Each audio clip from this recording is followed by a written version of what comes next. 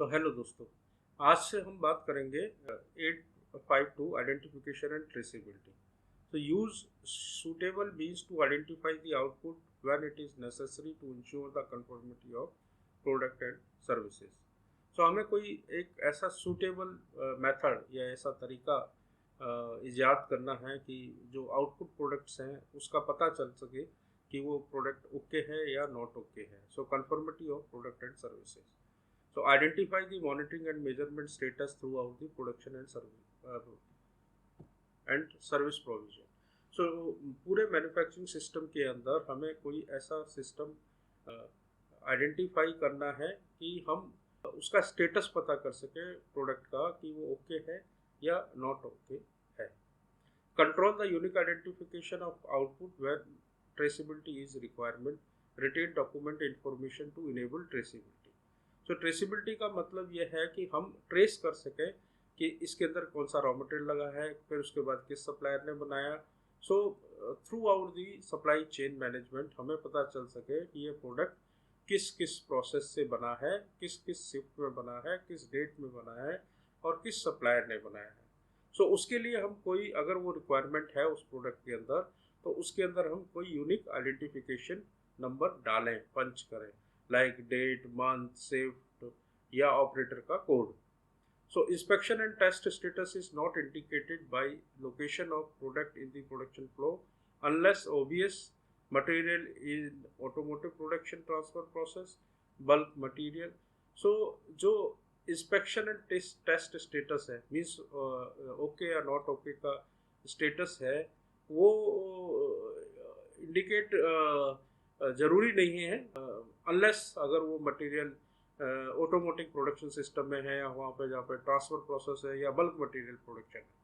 सो वहीं पर एक एक्सक्लूजन है कि ड्यूरिंग मैन्युफैक्चरिंग प्रोसेस से एक स्टेज से दूसरे स्टेज पे जा रहा है, तो वो ऑब्वियसली है कि वो मटेरियल अभी अंडर प्रोसेस है, तो और वो लाइन पे चल रहा है पीस बाय पीस। सो वहाँ अगर आइडेंटिफिकेशन नहीं है तो कोई प्रॉब्लम नहीं है, बट आफ्टर बनने के बाद जहाँ भी मटेरियल स्टोर में रखा हुआ है या स्टोरेज प्लेस पे है, तो क्लियरली मालूम रहे कि वो मटेरियल ओके है, नॉट ओके है, उसकी प्रॉपरली आइडेंटिफिकेशन हो। इसके लिए हम कुछ अल्टरनेट मेथड भी यूज़ कर सकते हैं जिससे कि हमें क्लियरली मालूम चल सके कि ये प्रोडक्ट का नाम क्या है और प्रोडक्ट का ओके है, नॉट ओके है, यहाँ पर किस पर्पज़ से रखा है।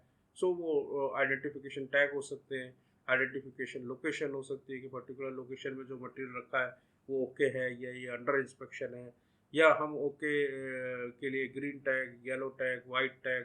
सो इस टाइप से हम टैग्स भी यूज़ कर सकते हैं। So in order to clearly identify the cut off in case of non conforming. So अगर रिक्वायरमेंट है कि हमारा इसके बाद चेंज के बाद ये पीस है या इस ये करेक्शन के बाद ये पीस है, सो हमें क्लियरली आइडेंटिफाई करना है कि इसके बाद कट ऑफ है, मीन्स इसके बाद हमारे पीसेस जो आ रहे हैं वो ओके है। सो अगर कोई नॉन कन्फर्मिंग प्रोडक्ट बनता है तो उसके बाद हम कट ऑफ का भी तरीका लगाएं। So based on risk severity of employ, so risk level क्या है और एम्प्लॉय की सिविरिटी कितनी है, कस्टमर एंड और यूज़र एंड का कंडक्ट है एनालिसिस। सो उसके इसके अंदर हमें एनालिसिस करना है फॉर इंटरनल और फॉर कस्टमर और legal requirement for all automotive products. So define appropriate traceability system, process and method. तो हम कोई सिस्टम डिफाइन करें कि हम ट्रेस कर सकें कि किस एम्प्लॉय ने बनाया है और इसमें ये किस सप्लायर ने बनाया है। सो ट्रेसिबिलिटी का मतलब है कि हम ट्रेस कर सकें पीछे तक। So now come to the identification and traceability 8521. So define the appropriate traceability system, process and method by product and process and manufacturing location. So हमें कोई अपना अप्रोप्रिएट सिस्टम बनाना पड़ेगा कि हम ट्रेस कर सकें अपने प्रोडक्ट को।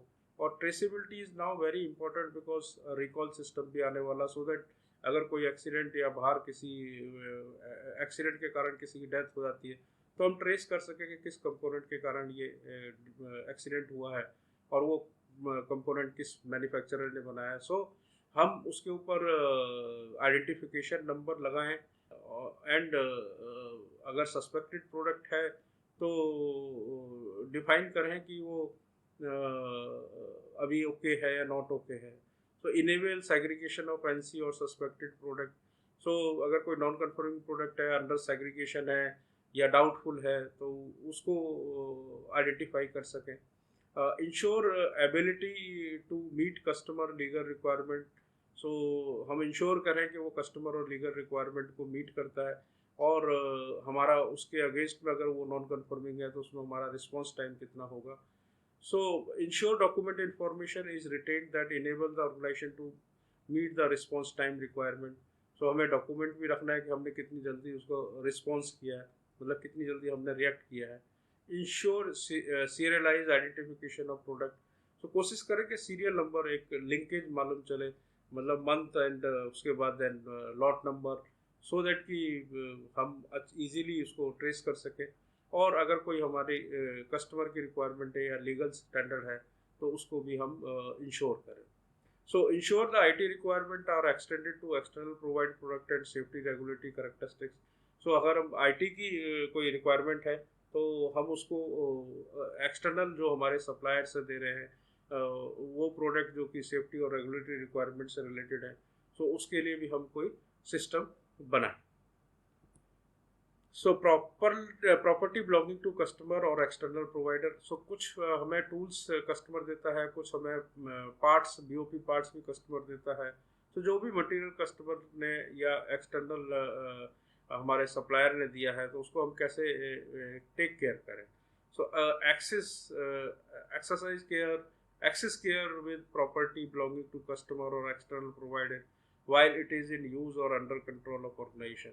सो उसको विशेष ध्यान दें और बड़े अच्छी तरीके से उस प्रॉपर्टी को हैंडल करें जब कस्टमर ने हमें कस्टमर की है प्रॉपर्टी। लाइक कोई कार अगर किसी कस्टमर की सर्विस के लिए आई है तो उसको टेक केयर करें, सो दैट के अंदर हमारे कारण कोई इसके अंदर कोई डिफेक्ट जनरेट ना हो जाए। उसको प्रॉपरली आइडेंटिफाई करें, लाइक कार जैसी आती है सर्विस सेंटर में तो हम उसमें नंबर डालते हैं, किसका है, नाम वगैरह सब। और अगर हमारा टूल आता था टूल पे नंबर दें। सो वेरीफाई, उसको ठीक उसी वक्त चेक करें कि उसमें कोई डिफेक्ट तो नहीं है, सो दैट कि कस्टमर को बता सके कि ये पहले से डिफेक्ट थे।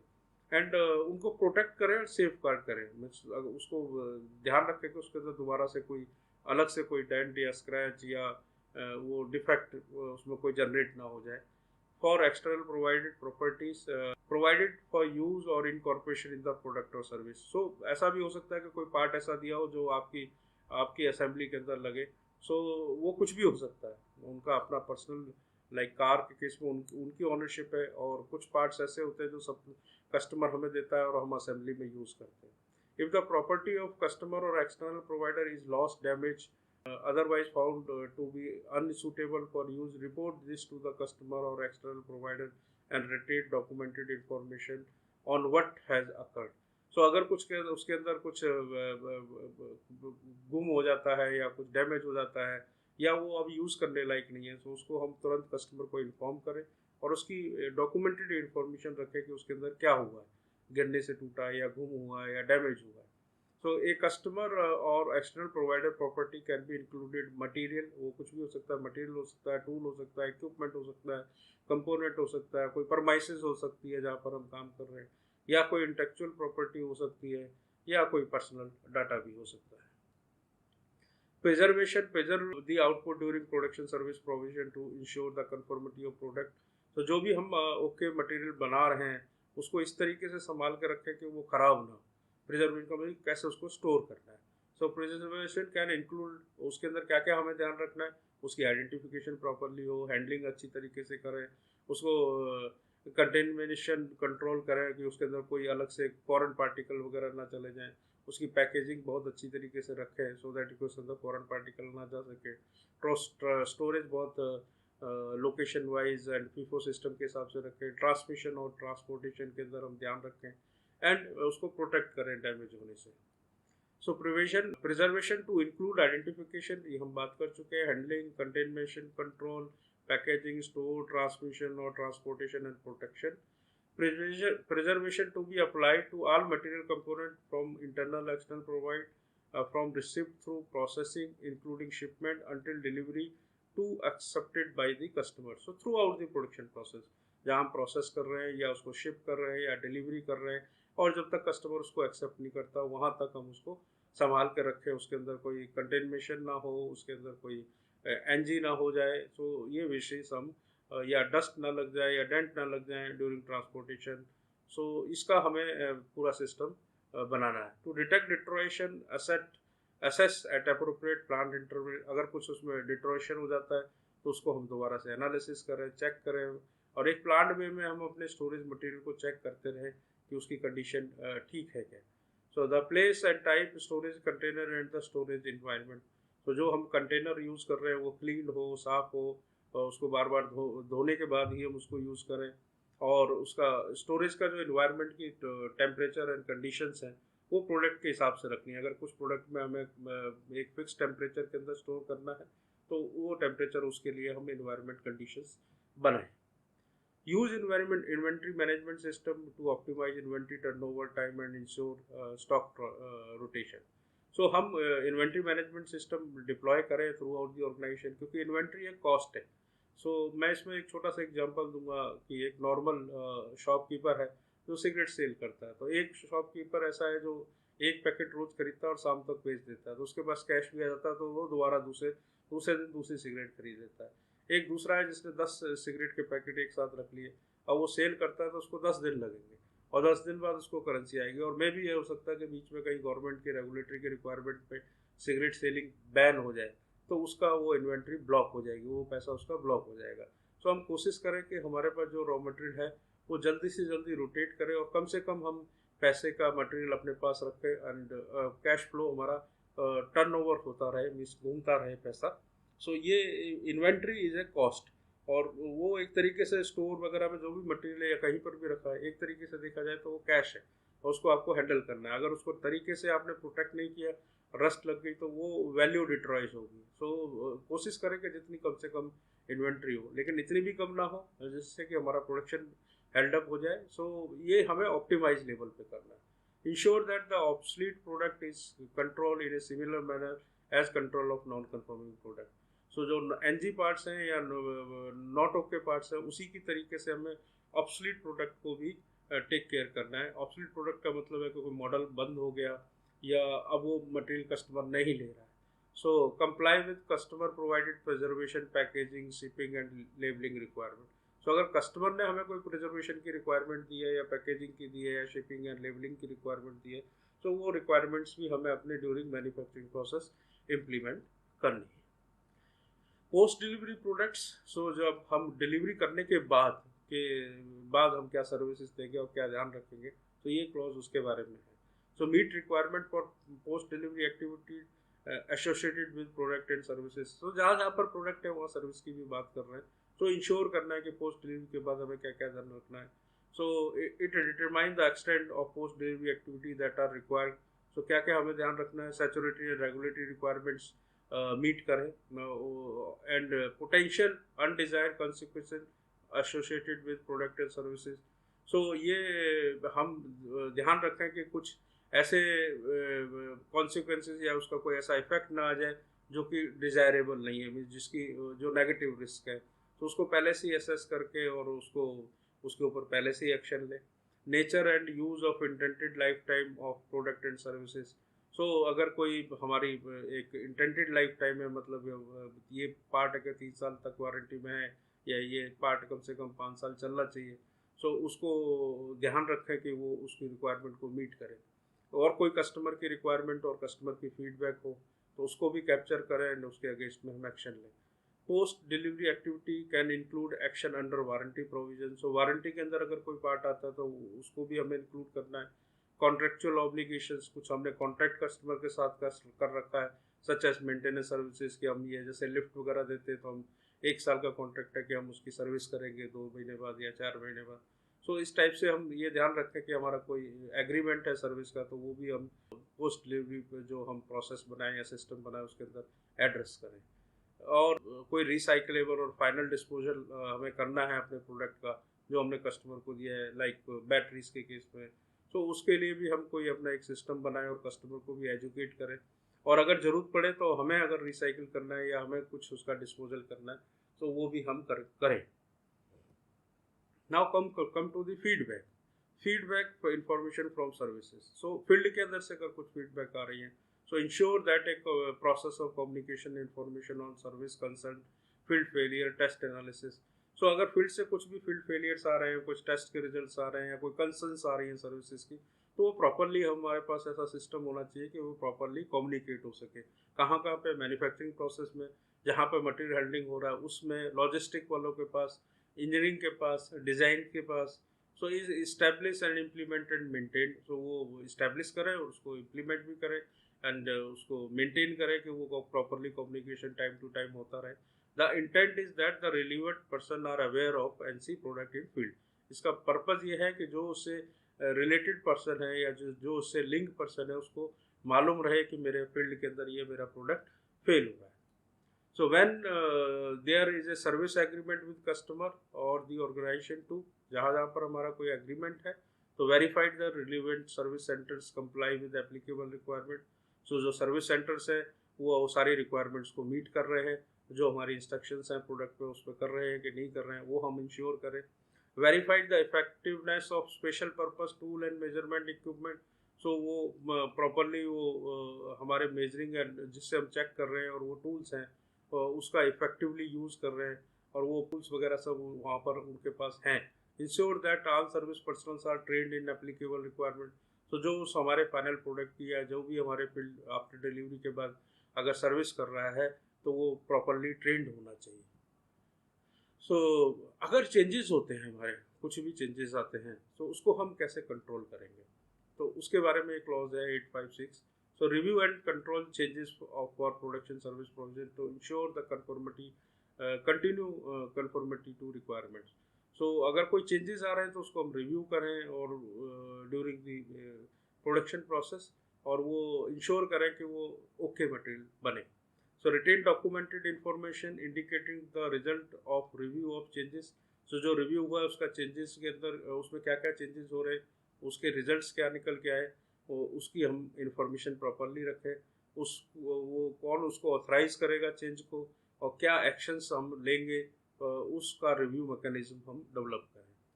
Organization to have a documented process to control and react to changes that impact to product creation. तो हमारे पास एक प्रोसेस होना चाहिए जो चेंजेस के बाद उसके ऊपर कैसे रिएक्ट करना है और उसके क्या इम्पैक्ट पड़ेंगे हमारे प्रोडक्शन प्रोसेस में। सो उसके लिए हमें एक प्रोसेस बनाना है that effect the changes initiated by customer, organisation, supplier to be assess. So चाहे वो चेंजेस कस्टमर ने दिए हों, चाहे ऑर्गेनाइजेशन के हों, चाहे सप्लायर ने कुछ चेंजेस मांगे हों, तो उसको हमें उसके इफेक्ट्स को और उसको एड्रेस करना। उसमें क्या क्या इंक्लूड होना चाहिए हमारे सिस्टम में, define verification and validation activity to ensure compliance with customer requirement. तो उस चेंजेस के बाद हम कैसे वेरीफाई करेंगे या हम क्या वैलिडेट करेंगे और वो वेरिफिकेशन एंड वैलिडेशन के रिजल्ट कस्टमर की रिक्वायरमेंट को मीट करें, हमारे स्पेसिफिकेशन को मीट करें। Validate changes before implementation. So हम उसको वेरीफाई करें उसके इफेक्ट को और उसको वैलिडेट करें कि उसकी लाइफ में या किसी जगह पे और कोई इम्पैक्ट तो नहीं हो रहा उसको इम्प्लीमेंट करने से पहले। Document the evidence of risk analysis. So अगर हम चेंजेस के कारण क्या रिस्क कम या ज़्यादा हो रहे हैं उसका पूरा हम डॉक्यूमेंट बनाएं, उसको रखें and retain the records of verification and validation. तो जो भी हमने चेक किया है उसके हम डॉक्यूमेंटेशन अपने पास रिटेन करें। Control of initiate production trial run for verification of changes. तो जब भी चेंजेस आते हैं तो हम एक प्रोडक्शन ट्रायल रन करके देखें to validate the impact of any changes on manufacturing process.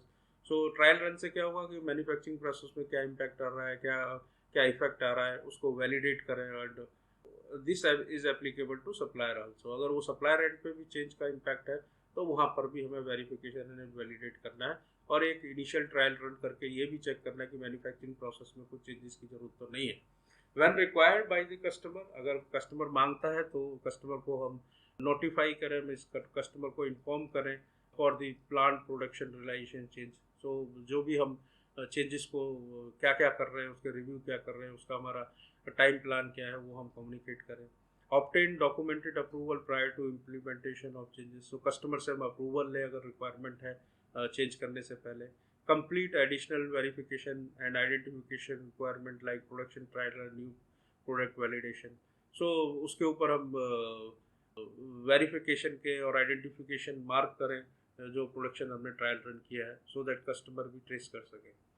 So temporary change of process control और alternate method, so may be हमारे ये क्लॉज ऐसा है कि अगर हमारे कोई नॉर्मल हमने प्रोसेस को डिज़ाइन किया और उसके अंदर कोई चीज़ें गलत हो जाती है, लाइक हमारा एरर प्रूफिंग काम नहीं कर रहा है, या हमारा बोकायो का काम नहीं कर रहा है, या हमारी कोई मशीन के अंदर कोई मान फंक्शनिंग हो गई है तो हम बाईपास कर दिया सिस्टम को, तो उस समय पे हम क्या करें? उस समय पे हमें कोई अल्टरनेट मेथड से हम प्रोसेस तो बंद नहीं कर सकते, प्रोडक्शन बंद करेंगे तो कस्टमर की लाइन रुक जाएगी, तो हम कोई अल्टरनेट मेथड्स या अल्टरनेट कंट्रोल मेथड्स हम बनाएं ड्यूरिंग दैट टाइम, और उसके बाद जब वो रीस्टेट हो जाए कोशिश करें कि जल्दी से जल्दी वो उसी कंडीशन में आ जाए जिस कंडीशन में हमने डिज़ाइन किया था।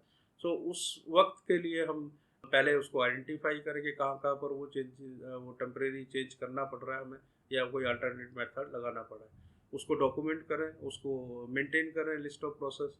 सो उसके inspection, measurement, test error, proofing devices, तो ये मैं आपसे बात कर चुका था। The list of primary controls are even approved alternate method. So हम एक लिस्ट बनाएं कि हमारे क्या कंट्रोल्स होंगे, and document the process that manage the use of alternate control method. So हम एक प्रोसेस डिज़ाइन करें कि वो मैनेज करें उस अल्टरनेट मेथड को। So based on risk analysis के आधार के ऊपर internal approval to be obtain prior to production of implemented of alternate method. So उसको इम्प्लीमेंट करने से पहले हम कोई अप्रूवल लें ऑथराइज पर्सन से, and before shipping the product that was inspected tested using alternate control method obtain customer approval if required by customer. तो अगर हमने कोई अल्टरनेट मेथड लगाया है ड्यूरिंग दैट पीरियड तो ज़रूरत पड़े तो हमें कस्टमर से उसकी अप्रूवल भी लेनी है। So maintain and periodic review a list of approved alternate process control method are referred in the control plan. So ये सब चीज़ें हमें कंट्रोल प्लान में भी डिफाइन करनी है कि अगर ये हमारा एरर प्रूफिंग फेल होता है तो फिर हम 100% चेक करेंगे, या जो भी हमारा अगला एक्शन होगा वो कंट्रोल प्लान के अंदर हम मेंशन करें, और हम लिस्ट बनाएं कि हमारे कितने अल्टरनेट कंट्रोल मेथड हैं जो कि वो एड्रेस होने चाहिए कंट्रोल प्लान में भी। स्टैंडर्ड और work instruction to be evaluated for each alternate process control. So हम अलग से एक वर्क इंस्ट्रक्शन बनाए कि हम कैसे कैसे अपने स्टैंडर्ड में मीन्स अपने काम करने के तरीके में चेंज करेंगे for in case of alternate process control.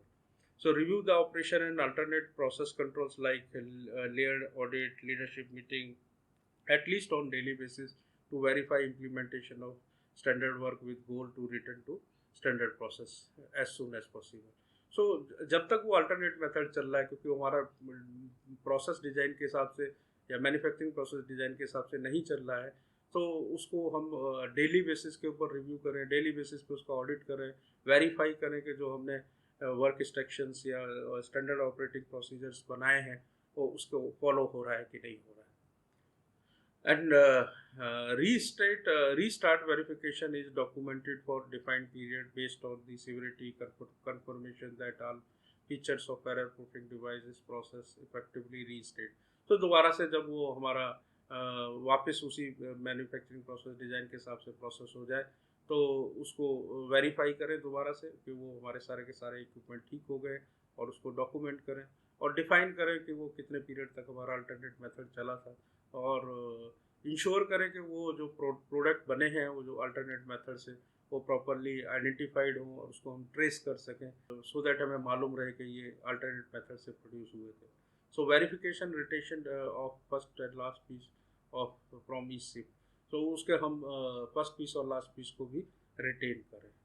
So thank you very much, and we will discuss tomorrow onward the clause number 8.6. Thank you for watching and awaiting for your valuable feedback.